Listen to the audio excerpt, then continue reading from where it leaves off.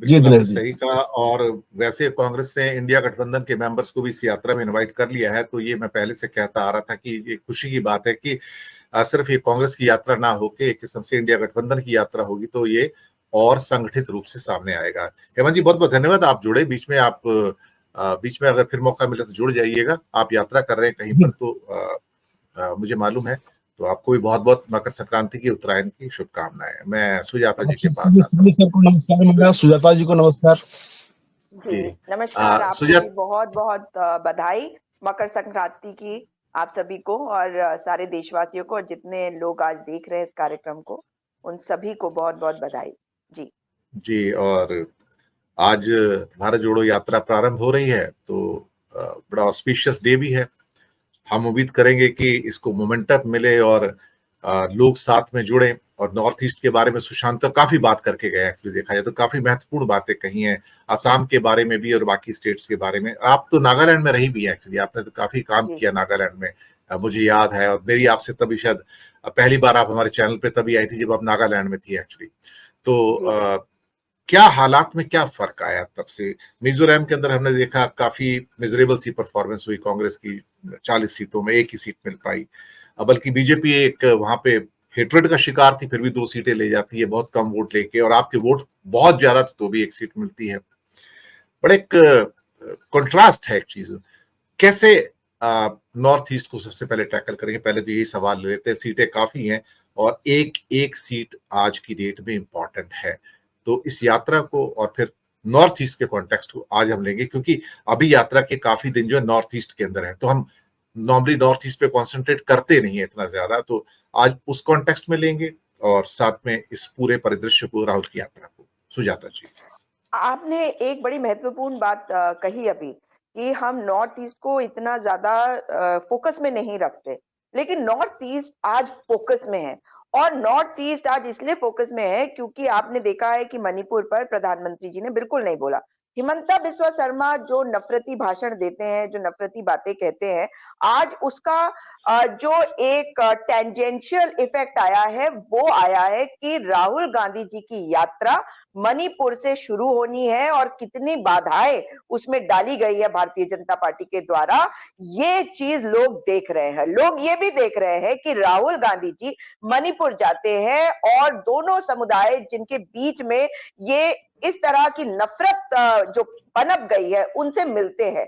और राहुल गांधी जी अपनी यात्रा को मणिपुर से शुरू करना चाहते हैं, इम्फाल से। इम्फाल का अगर आप मतलब देखें तो इम्फाल में मेतीज है, यानी कि बीरेन सिंह को अगर आप देखें तो वो मेतीज के लिए बोलते हैं, लेकिन राहुल गांधी जी केवल मेतीज नहीं, राहुल गांधी जी एक एक व्यक्ति, कुकीजों के लिए, नागा ट्राइब्स के लिए, सबके लिए बात करते हैं। और आज वो जब यात्रा की शुरुआत इम्फाल से करना चाह रहे थे तो क्यों बाधाएं आई? इसलिए कि कहीं ऐसा ना हो कि जो सरकार जिनका संरक्षण करके बता रही है कि भाई जी ये वाला जो ग्रुप है इनको हमने एक संरक्षण दे रखा है, वो कहीं टूट जाता, तो ये भी एक कारण था। लेकिन राहुल गांधी जी देखिए, एक बार जब ठान लेते हैं ना तो ही इज अनस्टॉपेबल, और उन्होंने यही किया है। उन्होंने थूबल से जो यात्रा की शुरुआत करने का जो निर्णय लिया, और वहां पे जो कामजोंग, वॉर, काम काम जी कामजोंग नाम है, कामजोंग नाम है ना उसका, जहां से स्टार्ट जी कर रहे जी हैं। जी जी जी जी, और वहां पर जो वॉर मेमोरियल है वो वहां पे जाएंगे सबसे पहले। तो इसका मतलब ये है कि जो एक सिंबल है वहां के लोगों की, जो आस्था देश में है, जो देश के लिए है, और जो देश के लोकतंत्र में है, वो उसको नमन करके फिर अपनी यात्रा की शुरुआत करेंगे।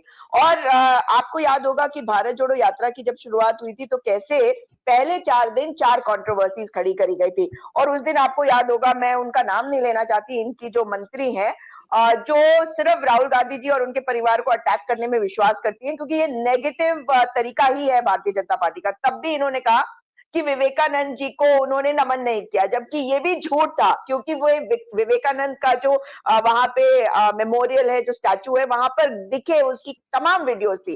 फिर उनकी टी शर्ट पे, फिर कभी जूते पे, कभी जैकेट पे, कभी किसी चीज पे आपने देखा, उसके बाद वो फेल हो गए। यहां तक कि जब डिबेट्स होती थी नेशनल टेलीविजन पे तो इनकी प्रवक्ता मुझे क्या बोलते थे कि राहुल गांधी जी क्या ये यात्रा कंप्लीट करेंगे। अब सोचिए कि भारत जोड़ो यात्रा के बाद जब भारत जोड़ो न्याय यात्रा की बात कर रहे हैं तो वो एक और स्टेप आगे हम बढ़ गए, क्योंकि हम देश में न्याय की बात कर रहे हैं। हर उस व्यक्ति को न्याय दिलवाना चाहते हैं राहुल गांधी जो एक कल्याणकारी राज्य में सबसे महत्वपूर्ण होता है, क्योंकि कल्याणकारी राज्य का मतलब ही है लोगों का कल्याण। लोगों का कल्याण का मतलब है कि आप उन्हें न्याय दिलाएंगे, किसी का उत्पीड़न नहीं होगा, किसी की प्रताड़ना नहीं होगी। लेकिन ये सब कुछ भारतीय जनता पार्टी के राज में हो रहा है। मैं आपसे जरूर ये याद करवाना चाहूंगी आपके माध्यम से आपके ऑडियंस को कि हिमंता बिस्वा शर्मा तो एनडीए का जो नॉर्थ ईस्ट वाला जो उनका एरिया है उसके लिए वो नेडा बनाया उन्होंने, नॉर्थ ईस्ट डेमोक्रेटिक अलायंस, उसके वो कन्वीनर है, मगर वो मणिपुर नहीं जाते। तो ये क्या बताता है? ये बताता है कि न वो केवल मिजोरम भी नहीं गए, वो मिजोरम भी नहीं बिल्कुल गए, चुनाव क्योंकि में हिंदू हिंदू हृदय सम्राट है और वहां की 90% पॉपुलेशन क्रिश्चियन है, तो कैसे जाएंगे वहां पर। बिल्कुल, तो ये देश तो ऐसे चलेगा नहीं और उनके नफरती भाषण हम देख रहे हैं, मगर नफरत से ना आप कुछ समय तक तो लोगों को अपने तरफ कर सकते हैं और एक फ्रेंजी क्रिएट कर सकते हैं। लेकिन आप ही मुझे बताइए, सारा टाइम फ्रेंजी में तो नहीं जी सकते ना, सारा टाइम आप एकदम चिल्ला चिल्ला के तो नहीं जी सकते। आपको सोना भी होता है, आपको आराम भी करना पड़ता है, आपको नॉर्मल तरीके से चलना भी होता है, उठना बैठना होता है, नॉर्मल तरीके से बातचीत करनी होती है। तो ये जीवन का एक हिस्सा है और ये हमें समझना चाहिए कि ये जो फ्रेंजी क्रिएट करने का हिमंता बिस्वा शर्मा का तरीका है वो कहीं ना कहीं पीक आउट कर गया है। और इस वक्त जब वो यात्रा को रोकने की कोशिश कर रहे हैं तो ना केवल लोग जानते हैं कि राहुल गांधी जी हमारे बीच में आ रहे हैं, राहुल गांधी जी से उनका प्यार जो है केवल राहुल गांधी जी से नहीं, उनके पूरे परिवार से है, क्योंकि ये वो परिवार है जिन्होंने हमेशा नॉर्थ ईस्ट को बहुत महत्वपूर्ण भी समझा। आपको याद है कि जब राजीव गांधी जी प्रधानमंत्री बने तब उन्होंने कुछ दिन जाके गुजारे थे नॉर्थ ईस्ट में और गाड़ी से ट्रैवल करके लोगों के बीच में गए। जब मैं नागालैंड में थी तो मैंने वहां पर तस्वीरें देखी कि कैसे लोगों ने उनका तब स्वागत किया, कैसे वो नेहरू जी के बारे में सोचते, कैसे वो महात्मा गांधी के बारे में सोचते। और हमारा जो कांग्रेस पार्टी है उसका कार्यकर्ता हर जगह है। नागालैंड की आपने बात करी जहां मैं थी, तो मैं ये जरूर कहूंगी कि वहां पे ऑपोजिशन लेस सरकार हो चुकी थी और भारतीय जनता पार्टी के 2014 के आगमन के पहले भी वहां पर एक जो हमारा कांग्रेस का ऑपोजिशन है और कांग्रेस में से जो नेता गए थे एनपीपी की सरकार थी। और इसलिए इसका क्रेडिट अगर हम भारतीय जनता पार्टी को देते हैं तो ये गलत है, क्योंकि वो अपॉर्चुनिज्म करती है। जैसे उन्होंने कॉनराड सांगमा को मेघालय में कितना टारगेट किया नेपोटिज्म पर, भ्रष्टाचार पे। उसके बाद जब उनकी 2 सीटें आई तो उन्होंने फोन करके कहा कि भाई साहब हम आपके साथ हैं, हम आपके साथ सरकार बनाएंगे।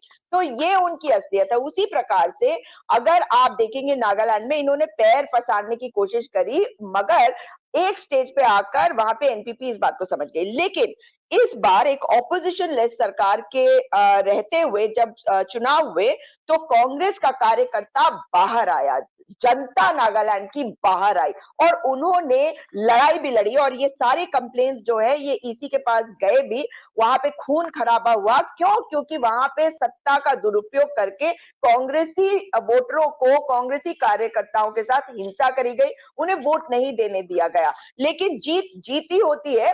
मगर आपको अगर मैं कहूं कि आने वाले समय में राहुल गांधी को मजबूत देखना ये हर व्यक्ति की इच्छा है नॉर्थ ईस्ट में, तो इसमें कोई अतिशयोक्ति नहीं है, क्योंकि वो जानते हैं कि राहुल गांधी एकमात्र ऐसे नेता है जो नॉर्थ ईस्ट के बारे में न केवल बात करते हैं मगर उसके बारे में ये भी चाहते हैं कि नॉर्थ ईस्ट के लोग जो है उनके साथ कोई नाइंसाफी ना हो, ना तो धर्म के नाम पर, ना जाति के नाम पे, ना समुदाय के नाम पे। और ये एग्जाम्पल सेट कर चुके हैं राहुल गांधी जी। और इस वक्त इंडिया अलायंस जो है वो मजबूती से आगे बढ़ रहा है, क्योंकि आपने एक और चीज कही थी कि उनके साथ जो जिसे कहते हैं कि क्योंकि उनकी बात नहीं होती तो एक तरह से कहा जाए कि जुड़ाव की बात। लेकिन मैं खुद वहां पर जब 1.5 महीने रह के आई हूं, मैंने देखा है कि चाहे हम चुनाव वहां पे हारे, लेकिन वहां पर त्रिपुरा में आप असम में भी आज देखेंगे तो पार्लियामेंट्री इलेक्शन की तैयारी हमने शुरू कर ली है और हमारे जितने लोगों को ड्यूटीज असाइन हुई है वो ऑलरेडी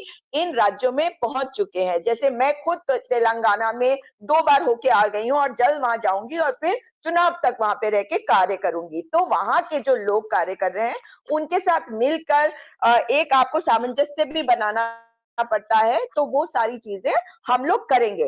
तो यानी कि दिल्ली जो है वो बिल्कुल दूर नहीं है और राहुल गांधी आज लोगों के बीच पहुंच गए हैं। कैसे कहा गया कि राहुल गांधी जी की यात्रा अरुणाचल क्यों नहीं जा रही है? कभी कभी रूट की प्रॉब्लम भी होती है, ये बात भी हमें समझना चाहिए। लेकिन क्योंकि ये बात को उठाया गया, तो मैं साफ कर दूं कि राहुल गांधी जी अरुणाचल प्रदेश भी जा रहे हैं और राहुल गांधी जी की यात्रा में बाधाएं जरूर डालेगी भारतीय जनता पार्टी, लेकिन राहुल गांधी को आप रोक नहीं सकते। भारत जोड़ो यात्रा में कन्याकुमारी से कश्मीर तक वो पहुंचे थे और अब ये यात्रा जो है वो देश की धड़कन को बढ़ाने भी वाली है, क्योंकि देश की धड़कन चाहती है कि लोकतंत्र हो, सद्भाव हो, भाईचारा हो। तो सीटों पर भी असर पड़ेगा, क्योंकि हमारे कार्यकर्ता, जैसा मैं आपको नागालैंड का एग्जाम्पल दे चुकी हूँ क्योंकि मैं वहां थी, आप अनुमा जी के साथ भी डिबेट्स कर चुके हैं, आप जानते हैं कि उन्होंने वहां पे काम किया था, तो वो भी इस बात को बताएंगे आपको कि किस तरह से बदलाव हमने जरूर देखा। हम हारे जरूर होंगे, लेकिन बदलाव हमने हर जगह पे देखा है और लोग अब बाहर आकर बोलने लग गए हैं और समझने लग गए हैं भाजपा की सरकार को। तो सीटों में भी फर्क आप अवश्य देखेंगे लोकसभा के 2024 के चुनाव में। जी।